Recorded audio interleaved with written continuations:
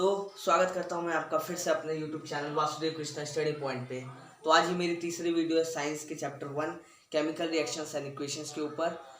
आज मैं आपको सिखाऊंगा कि बैलेंसिंग कैसे करते हैं। इस वीडियो में हम बैलेंसिंग, एक्सोथर्मिक, एंडोथर्मिक रिएक्शंस, साथ ही में कोरोजन, ऑक्सीडेशन एंड रिडक्शन, ये 6 टॉपिक्स कवर करेंगे।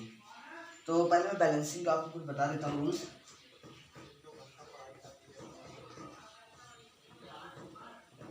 आप लोगों ने 9th में एक लॉ पढ़ा होगा, law of conservation of mass. Law of conservation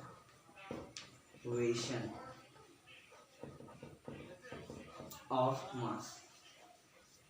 ये लॉ कहता है कि मास को ना ही क्रिएट किया जा सकता है ना डिस्ट्रॉय किया जा सकता है।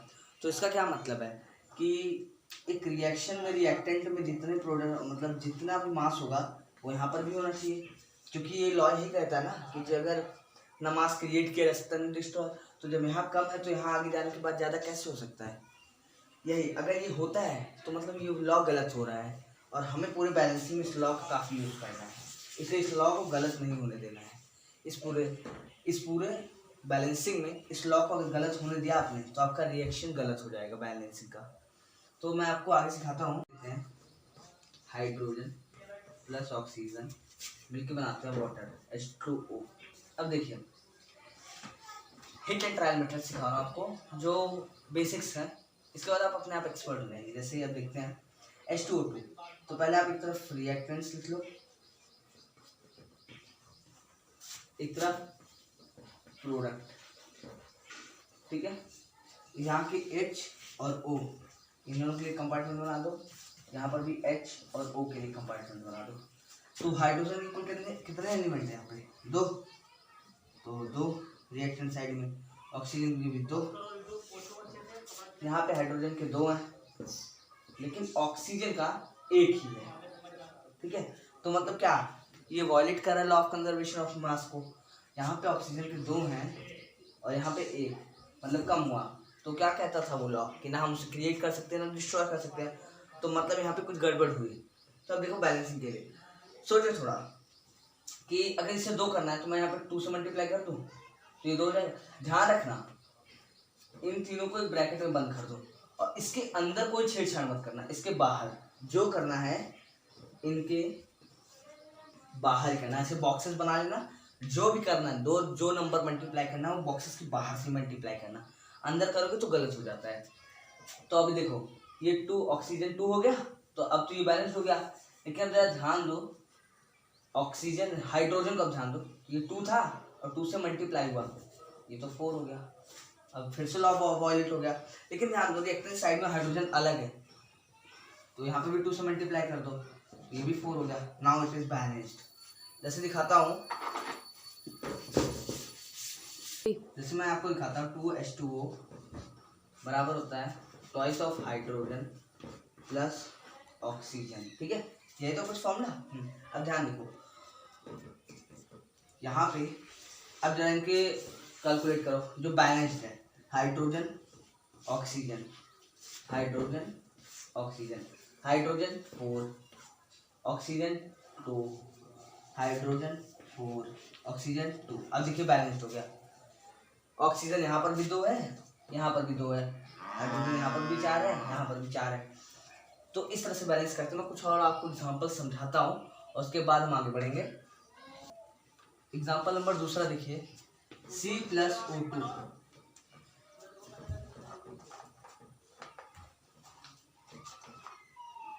C+O2 ये बन जाएगा CO2। इसमें ध्यान दीजिए, यहाँ पे कार्बन और ऑक्सीजन के लिए 2 डब्बे बना लो, यहाँ पर भी वैसे कर लो, ठीक है। तो यहाँ कार्बन 1 है, ऑक्सीजन 2, यहाँ पर भी कार्बन 1 है तो ऑक्सीजन 2। अगर ऐसे रिएक्शंस पेपर में दें और वो ऑलरेडी बैलेंस्ड हो तो आपको सीधा लिखना है this reaction is already balanced, ठीक है। अब जैसे और कुछ एग्जांपल, आयरन जब वाटर के साथ रिएक्ट करता है तो फेरिक ऑक्साइड बनाता है और हाइड्रोजन गैस को रिलीज करता है। अब जरा इसमें हम लोग बैलेंसिंग करके देखते हैं, थोड़ा हार्ड है, कोशिश कीजिएगा, अगर नहीं होता तो कोई प्रॉब्लम नहीं है, वीडियो को पॉज कीजिए और इसे ट्राई कीजिए खुद से। अगर नहीं होता है तो कोई प्रॉब्लम नहीं है, आगे आप लोग अपने आप एक्सपर्ट हो जाएंगे। रिवीजन में जो वीडियो बनाऊंगा मैं उसमें आप लोगों को डायरेक्ट करना सिखाऊंगा मैं सीधा। रिवीजन पे एक वीडियो आएगी जो शायद 1 घंटे की होगी, उसमें पूरा 1 चैप्टर आपका कवर हो जाएगा, साथ में एक्स और वाई के क्वेश्चंस भी होंगे। तो आप देखते पहले एक एफ का बना लीजिए, एच का बना लीजिए और ओ का बना लीजिए, फिर साफ ही साफ इधर भी एफ ई का बना लीजिए, आयरन का, ऑक्सीजन का और हाइड्रोजन का। ठीक है, अब देखते हैं। आयरन यहाँ पे 1 ही है, हाइड्रोजन 2 है, ऑक्सीजन 1 है। ठीक, एफ यहाँ पे 3 है, ऑक्सीजन 4 है और हाइड्रोजन 2 है। अब देखिए ना बैलेंस है तो सीधा आयरन को तो सीधा बैलेंस कर सकते हैं क्योंकि ये सबसे अलग है। तो अगर 3 को इससे मल्टीप्लाई करेंगे तो केवल आयरन में होगा, इसमें हाइड्रोजन और ऑक्सीजन कोई इफेक्ट नहीं पड़ेगा। लेकिन आप देखिए, अब थोड़ा सोच के कीजिएगा, ऑक्सीजन 4 है ना, तो सबसे पहले ऑक्सीजन को बैलेंस कीजिए, सीधा 4 से मल्टीप्लाई कीजिए। तो अब क्या हुआ, इसको करने के बाद अब जो हुआ रेशियो वो कुछ ऐसे बन गया, आयरन भी 3 हो गया, ऑक्सीजन भी 4 हो गया। अब देखिए हाइड्रोजन में 4 दूनी 4 2 जा 8, ये 8 हो गया। अब यहाँ देखिए Fe3 है तो हमने वहाँ बैलेंस किया Fe3, ये तो 3 ही रहा, ऑक्सीजन 4 हो गया और हाइड्रोजन 2। लेकिन यहाँ पर देखिए हाइड्रोजन 8 है और यहाँ भी 2 है, तो यहाँ पर 4 से मल्टीप्लाई कर दीजिए, तो 4 दूनी 8। अब देखिए इनके ratios, iron 3 hydrogen 8 hydrogen 8, oxygen 4 oxygen 4। ठीक है, अगर आपको कोई भी प्रॉब्लम हो रही है, कोई भी क्वेश्चन आपसे सॉल्व नहीं हो रहा तो उसे आप कमेंट में लिख दीजिए, मैं आपको सॉल्व करके उसकी जल्दी से रिप्लाई दूंगा। और जितना जल्दी हो सके ये करेंगे तो आपके रिवीजन में शायद आपको क्वेश्चन आ जाए। ठीक है, और अगला एग्जाम्पल लिखते हैं हम। FeSO4 को, जब FeSO4 को हम हीट देंगे तो बनता है Fe2O3 प्लस SO2SO3। अब जरा देखना, ये थोड़ा सोचने वाला होगा, आयरन सल्फर ऑक्सीजन, आगे गए आयरन सल्फर ऑक्सीजन। ध्यान रखना जितने एलिमेंट इस तरफ है उतने ही एलिमेंट उस तरफ होंगे, अगर ज्यादा होता तो मतलब रिएक्शन में कुछ गलती है। ध्यान दीजिए, यहाँ आयरन कितना है 1, सल्फर कितना है 1, ऑक्सीजन कितना है 4, कुछ ऐसा इधर भी है। आयरन कितना है 2, सल्फर कितना, देखिए सल्फर 1 2, इसका भी 1 है इसका भी 1, तो 1 1 2। अब ऑक्सीजन लीजिए 3 2 5 3 8, तो ऑक्सीजन है 1। फिर से देख लीजिए बस, ऑक्सीजन यहाँ पर 3 है, यहाँ पर 2 और यहाँ पर 3 है, तो ये ऐड हो जाएंगे, तो 3 2 5 और 5 3 8। अब इन्हें बैलेंस करना है, Fe2 है तो अगर हम Fe को यहाँ पे डबल करते हैं तो देखिए Fe तो 2 हो जाएगा, उसका क्या हुआ S भी 2 हो जाएगा, लेकिन O 8 हो जाएगा। तो ये देखिए सीधा सीधा बैलेंस हो गया, तो ये तो सीधा सीधा बैलेंस हो गया। देखिए तो ये ईजी होता है, बड़े रिएक्शंस को देख के घबराना नहीं है, पहले उन्हें ट्राई करो, अगर नहीं होता है तो फिर अलग अलग मेथड्स में आपको सिखाऊंगा आगे, उन्हें ट्राई करो, किसी ना किसी मेथड से वो हो जाएगा। कोई भी ऐसा क्वेश्चन नहीं है जो हो ना, अगर वो क्वेश्चन है तो उसका सॉल्यूशन जरूर बनाऊंगा। और अगर आपको ये वीडियो पसंद आ रही हो तो प्लीज़ लाइक कीजिएगा, शेयर कीजिएगा, कमेंट कीजिएगा और सब्सक्राइब करने के बाद बेल आइकन दबाना मत भूलिएगा ताकि आपको सबसे पहले नोटिफिकेशन मिले। अब आखिरी एग्जांपल लेते हैं बैलेंसिंग का, इसके बाद मैं आपको बैलेंसिंग की वीडियो रिवीजन में सिखाऊंगा सीधे, और इसके बाद आपको एक्सोथर्मिक, एंडोथर्मिक, फिर कोरोजन, ऑक्सीडेशन, रिडक्शन और डेंसिटी ये पढ़ाना है। चौथा, जैसे सबसे इजीएस्ट एग्जांपल लेते हैं पूरी बुक का, Mg+O2, तो ये बन जाता है MgO। देखो अब इसे डायरेक्ट डिस्कस करते हैं, वो 2 है सीधा 2 लगाओ, मैग्नीशियम भी 2 हो गया सीधा 2 लगा दो, और नाउ इट इज बैलेंस्ड। ये था थोड़ा सा, एक छोटा सा था इसलिए इतनी जल्दी हो गया। ऐसे में बड़े बड़ों को जल्दी से करने की ट्रिक्स आपको बताऊंगा रिवीजन वाली वीडियो में। अब आगे हम लोग क्या पढ़ते हैं, आगे हम लोग पढ़ेंगे एक्सोथर्मिक एंड एंडोथर्मिक रिएक्शन। ठीक है, तो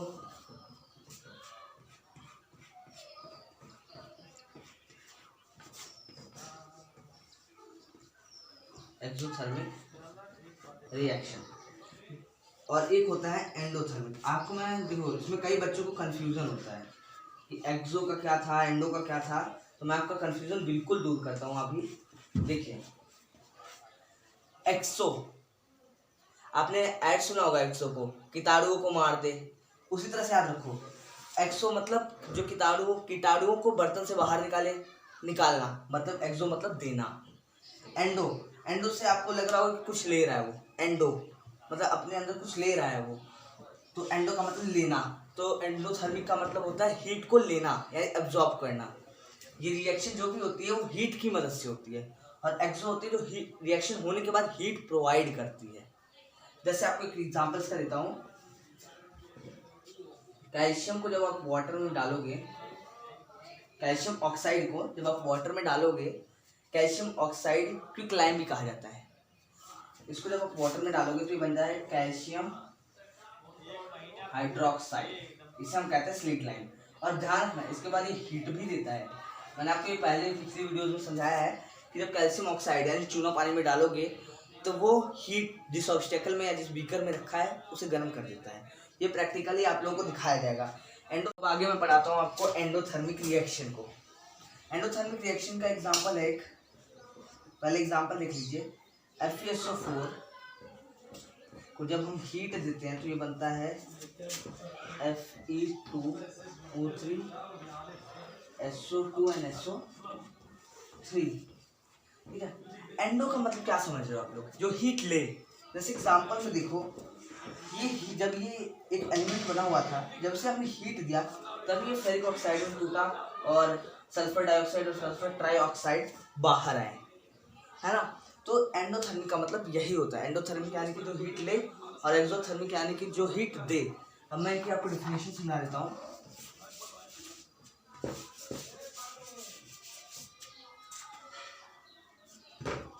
the reaction in which heat is taken, वो रिएक्शन इसमें हीट लिया जाए। और इसमें क्या आपको दिखाता हूँ, इसमें आपको डिफिनेशन दिखाता हूँ। द रिएक्शन इन विच माफ करिएगा, in which heat is given out होगा। I am very sorry for this mistake. मेरी वजह से आप जो लिख रहे होगे तो गलत हो गया होगा, लेकिन मैं एक बार रिकमेंडेशन आपको करूँगा कि आप प्लीज़ इस वीडियो को देखने के बाद इसे रफ में उतारिएगा, फिर डायरेक्ट किसी नोट्स कॉपी में नहीं, उसके बाद बैठ के एनसीईआरटी पढ़ने के बाद आप उसे नोट्स में लिखिएगा। The reaction which heat is taken. मैं फिर से एक बार अपोलोजाइज करता हूँ, आई एम वेरी सॉरी कि मेरी वजह से आपका गलत हुआ। अब मैं इसके आगे आपको समझाता हूँ। एक्सोथर्मिक एंडोथर्मिक मैंने आपको समझा दिया। अब मैं ऑक्सीडेशन और रिडक्शन आपको बताता हूँ।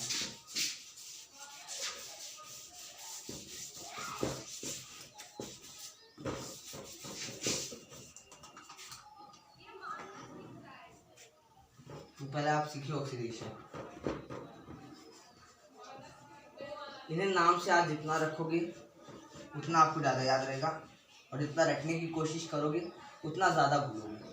इसलिए रटो मत, समझो और याद करो। याद करना और रटने में बहुत बड़ा अंतर होता है। इसलिए मैं आपको रिकमेंड करूँगा कि आप याद कीजिए, रटिए मत। ऑक्सीडेशन का मतलब होता है, पहले एक बार डिफिनेशन देख लेते हैं, फिर एग्जाम्पल में आपको समझाऊंगा। The addition of oxygen and removal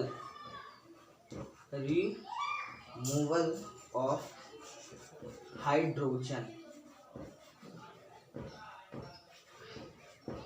देखिए ऑक्सीडेशन ऑक्सीजन आ रहा है ना, ऑक्सीडेशन यानी ऑक्सीजन, तो मतलब इससे समझिए कि ऑक्सीजन ऐड हो रहा है, और ऑक्सीजन ऐड हो रहा है मतलब हाइड्रोजन हटेगा। और रिडक्शन में इसका अपोजिट, हाइड्रोजन ऐड होगा और ऑक्सीजन को हटाया जाएगा। जैसे दी एडिशन, ये पूरा ऑक्सीडेशन का है, ये रिडक्शन का है। The addition of hydrogen and removal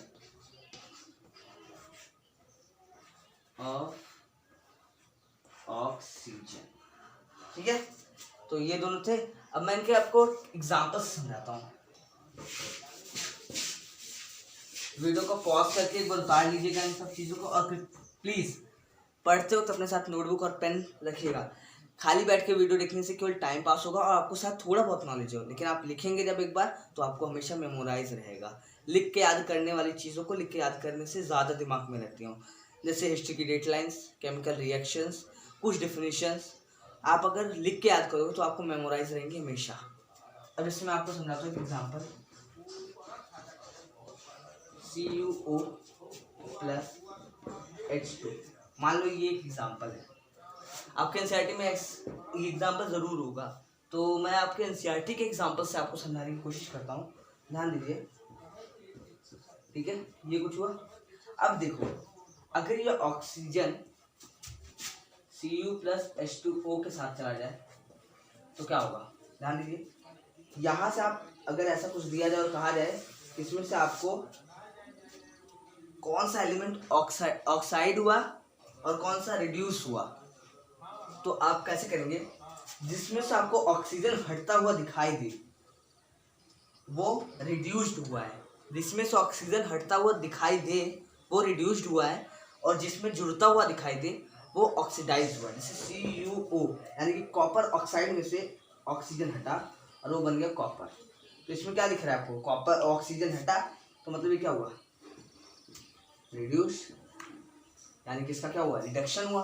यहाँ पे हाइड्रोजन के साथ ऑक्सीजन को मिलते हुए देख रहे हो, इसका क्या मतलब निकला, ये ऑक्सीडाइज हो रहा है। तो यही चीज़ होता है। जो समझ नहीं आ रहा है प्लीज़ घबराओ मत। जब आप लोग रिवीजन की वीडियो देखोगे उसमें मैं बिल्कुल सिंपल लैंग्वेज आप लोगों को समझाऊंगा, तो आपको बिल्कुल क्लियर हो जाएगा। आगे मैं आपको दिखाता हूँ कोरोजन। अगला टॉपिक है corrosion.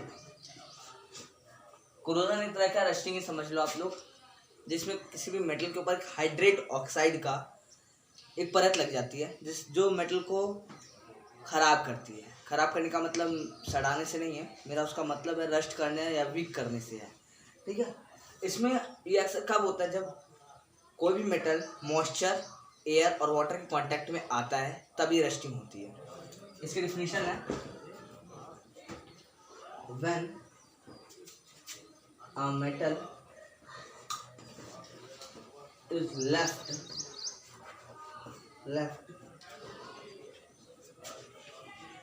in the contact of moisture, water and air, a layer एक भूरी ब्राउन कलर की लेयर चढ़ती है, a layer of, जिसे हम कहते हैं hydrate oxide, layer of hydrate oxide get deposited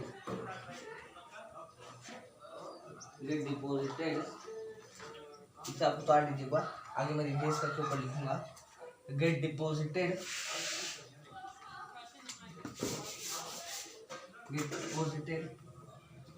on metal which causes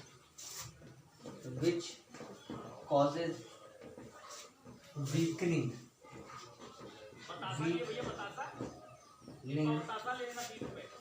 of metal। तो ये था कोरोजन की एक डिफिनेशन, जिसे आपको याद करनी पड़ेगी, पेपर में कई बार आता है। जैसे कि मेटल, जब आयरन को ले लीजिए, जब कॉन्टेक्ट में आता है तो वो ब्राउन हो जाता है, सब कहते हैं कि जंग लग गया, यानी कि रस्टिंग हो गई उसकी। तो वो एक एग्जांपल है कोरोजन का।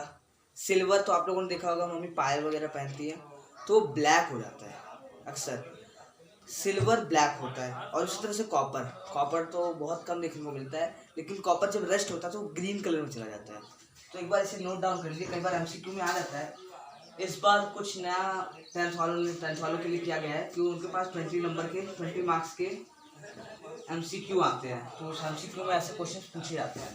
तो लिख लीजिए, कॉपर जो है वो ग्रीन कलर का हो जाता है रस्ट होने पे, सिल्वर जो है वो हो जाता है ब्लैक, और आयरन जो है वो हो जाता है ब्राउन, ब्राउनिश रेड। ना उसे ब्राउन में गिन सकते हो ना रेड में, तो ब्राउनिश रेड। ठीक है, तो ये एक बार देख लीजिए आप लोग। और उसके बाद अगला टॉपिक है रेंसिडिटी, उसके लिए गो। अब अगला टॉपिक है रेंसिडिटी। रेंसिडिटी का मतलब होता है, आपने कई बार देखो ज़्यादा ऑयली खाना हो या फिर ऐसा खाना जिसमें ज़्यादा मसाले हो, स्पाइसी हो, ज़्यादा ऑयली हो, वो खाना जल्दी ख़राब हो जाता है अगर गर्मी में रख दिया जाए तो। उसका कारण है रेंसिडिटी। रेंसिडिटी की डिफिनेशन होती है when oily and fatty food is exposed in air। Methods of preventing rancidity, इसका मैं थोड़ा पहला पॉइंट आपको समझाता हूँ। रेफ्रिजरेशन। रेफ्रिजरेशन का मतलब होता है कि कोई भी सामान जो स्पाइसी हो या फिर ज़्यादा ऑयली हो उसे रेफ्रिजरेटर में रख देना, वही होता है refrigeration. Replacing air by nitrogen. आप लोगों ने चिप्स वगैरह के पैकेट या कुरकुरे वगैरह के पैकेट्स में देखा होगा कि नाइट्रोजन गैस रहती है, उसे एयर इसलिए नहीं रखते क्योंकि वो ख़राब हो जाएगा। ठीक है, इसलिए एयर को रिप्लेस करके उसमें नाइट्रोजन गैस भर देते हैं, जिसकी वजह से वो 6 महीने 7 महीने तक बिना ख़राब हुए उसमें रहता है। तो वही चीज़ ये है। आगे अगला है रेफ्रिजरेशन। अगला पॉइंट है बाय एडिंग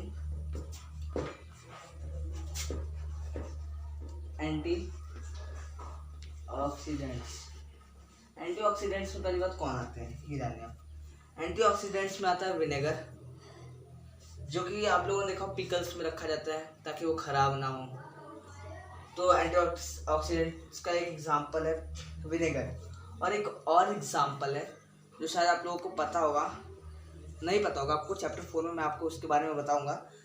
अभी अगला आपको पॉइंट बताता हूँ मैं। इसके बाद जो है